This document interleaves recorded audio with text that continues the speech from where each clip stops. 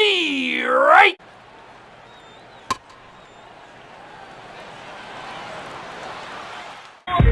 You're listening to Inside the Park. Inside the Park. All right, how y'all doing out there? This is Inside the Park on RSG Networks. It's me, Hank Davis, and my boy Carl the Hammer Hampton. We're going to give a few minutes here to talk a little bit about baseball, and this is a real different time for us because normally about this time we'll already be in the second month of the season, and we will have talked a little bit about some trades and who look good in spring training and all that sort of stuff. I got a couple of topics for us to talk about. But first, let me bring on the Hammer. Hammer, how you doing today? I'm safe and well. Look forward to talking to you about baseball, man. I miss so much. Yeah, me too, man. Me too. It's a nice day here in the Midwest, up in the mid to late 70s. We'd be outside on a Sunday. All the stadiums would be rocking and rolling right about this time. But, given the climate that we're living in right now, unfortunately, a new normal in which we've got people out there, we want to, first and foremost, tell folks out there to stay safe. We want to give a shout out to all of our first responders and all of our essential workers out there. We're praying for you. But we want to bring a little bit of a baseball perspective because it's kind of gotten lost in all of this. So we kind of just want to talk about this a little bit.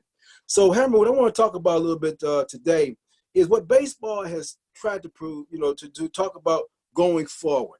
There is talk right now about them potentially starting late June. They're talking about a three-division format, which actually combines the whole league, with all the teams in the East playing each other in the American League and National League for Eastern Division and the Western Division and the Central Division.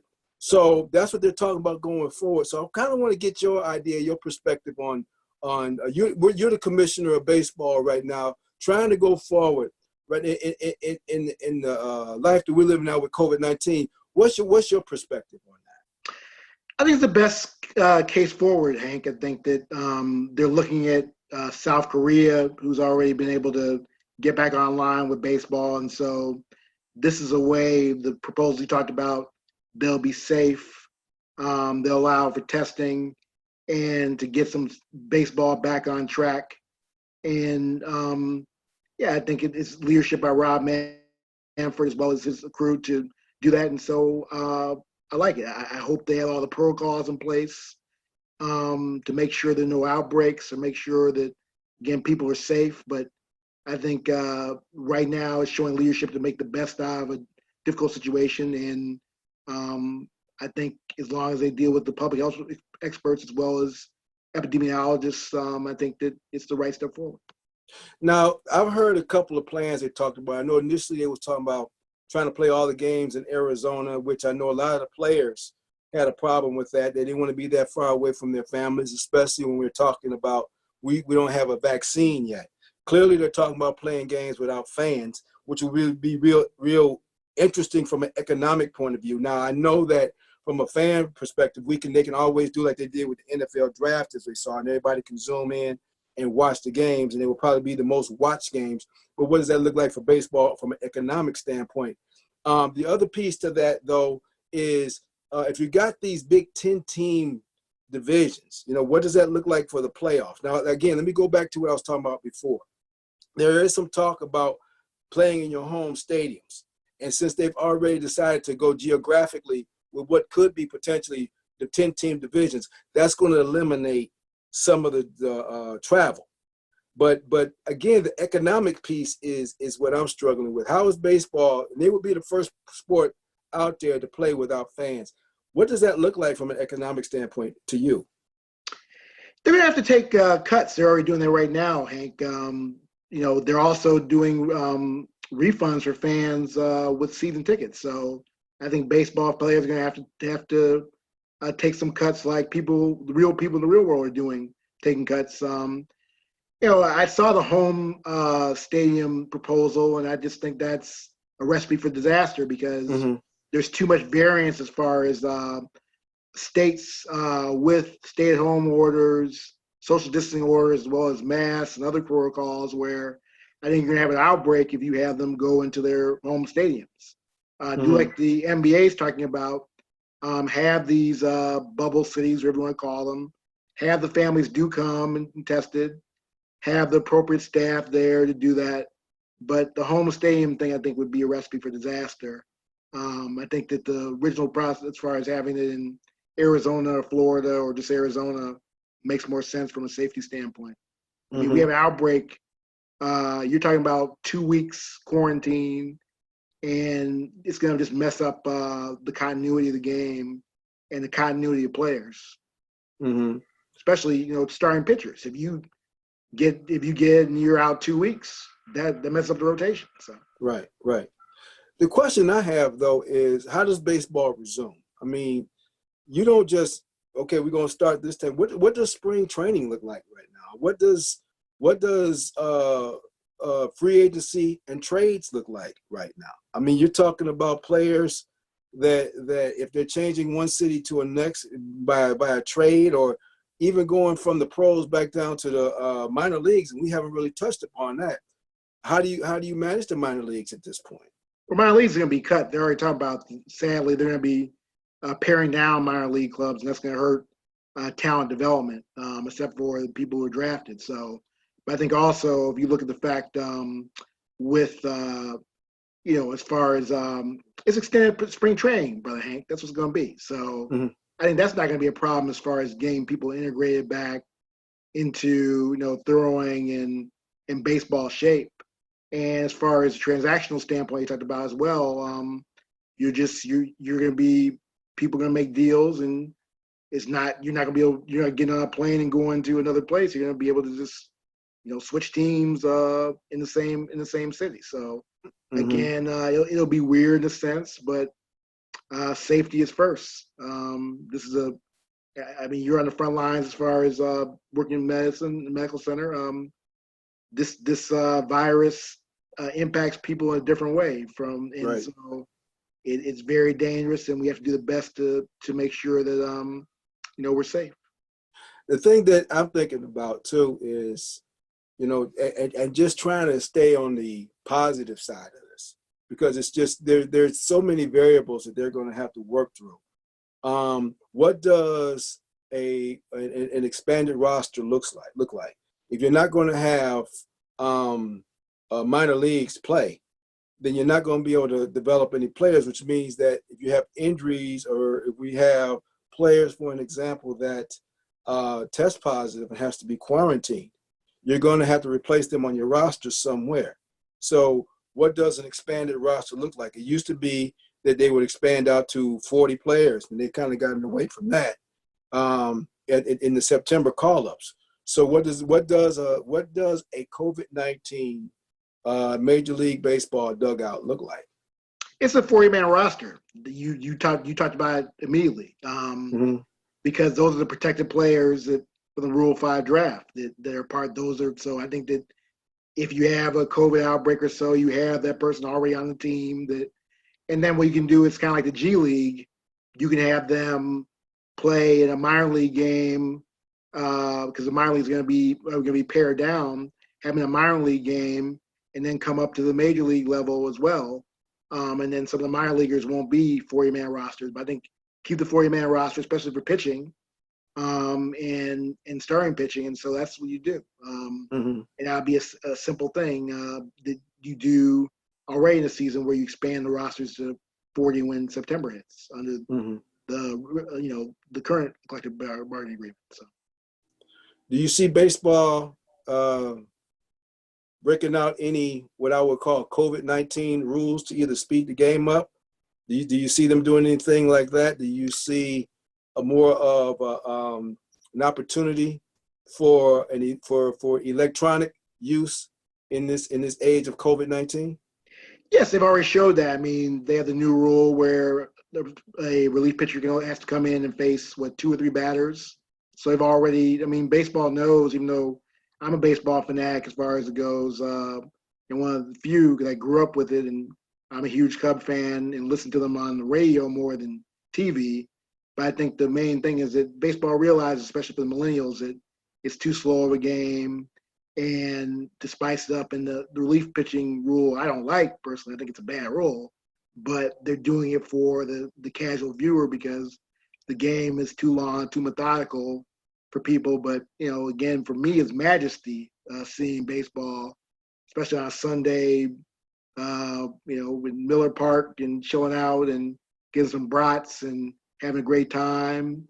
And then sitting at the park and just chilling. It's not like the NBA where every single move you jump up and down at a Bucks game, for instance, or, a Badger game. It's just a subdued, pleasure where the home run, the strikeout, and just majesty. But the average fan's not like that. They want. That's why soccer's failed in this country. They want the instant gratification that baseball doesn't bring, besides the home run, and so that's what you're gonna get as far as you brought up something that struck a chord with me. That one thing about baseball is the experience at the stadium that really doesn't translate a lot, to, like I said, maybe the younger crowds here on television. But going to the ballpark, getting a brat and a beer, hearing an organ and the crowd play, a lot of that is part of the baseball experience. And what we learned from the NFL is the NFL can survive on its own. Why? Because when you look at the NFL or you look at college footballs, for an example, for years now, you've had like the millennials and Generation Xers and Generation Zers. They've been able to play PlayStation football. So they've been able to have that football experience without the fans in and of itself, or ever just piped in, because they can actually play the game on that level. Baseball, not so much. So I'm wondering that could this be the death of baseball in its ability to try to get going, because that at the stadium experience is not going to be there anymore, because they're really going to be really depending upon TV revenue and whatever that looks like. So what's your thoughts on that? It's not going to be the death of baseball. I think baseball is just going to take a big hit. I think that salaries are going to be less because of fans not being there. You talk about the experience. I mean, the tailgating experience in baseball, especially here in Wisconsin, that's part of the game. I'm sure it's the same in Detroit, where you come to the stadium 3 hours early, you get you, I know the big things there, get you some brats or hot dogs, hamburgers, then get to the game and enjoy the game with friends and weather, have a good time. But I think that as far as NFL was different in the sense that, fantasy football has changed that, where you don't want to be a fan per se, because, I myself, I go to a couple games a year, but on most Sundays I'm watching 13 games at a time because I have, usually 3 or 4 fantasy teams. And so me, again, being in the stadium, I went to 2 games last year. I went to a Bears game and a Packers game. That wasn't a big deal to me because I want to see everyone play because of the fantasy standpoint, where fantasy baseball is not in the same way. I played 1 year of fantasy baseball, which was boring, and Right. and so it's just not built for fantasy. So I think that it's going to take a financial hit, unlike the NFL. I think that one thing that baseball is more regional. Like, for instance, candidly, I listen to a lot of my Cubs games on the radio when I'm driving more than TV, because I'm, not in. Hopefully I can get the marquee network, but my favorite team is obviously not in the area now, and GN changed it where I used to be able to watch every Cub game. Can't do that right now. So really the radio was kind of bread and butter, and the way I, travel around. I wasn't really a homebody until now, until the pandemic. I would be in the car and listen to Pat Hughes and Ron Coomer on the Cubs broadcast, and I listened to probably every game practically, because I would go out and run errands and enjoy the weekend, and also I had a job too where I traveled, so I used to hear the Cubs all the time. I used to travel 50% of the time, but it's not the case now. So either I can check my cable and try to get marquee if I can, or other things. But I think you're right. It's gonna hit baseball. They're gonna kill baseball, but it's gonna take a big hit on baseball because of the fact that the experience is different for baseball than it is for football and basketball. Okay. One final thought I want to have with you today, Hammer, is what do you envision the playoff format looking like for baseball in this, if they were to hypothetically go with this 3-division 10-team format? I think probably you want to have 6 playoff teams, right? So probably top two. I've heard some things of round robin.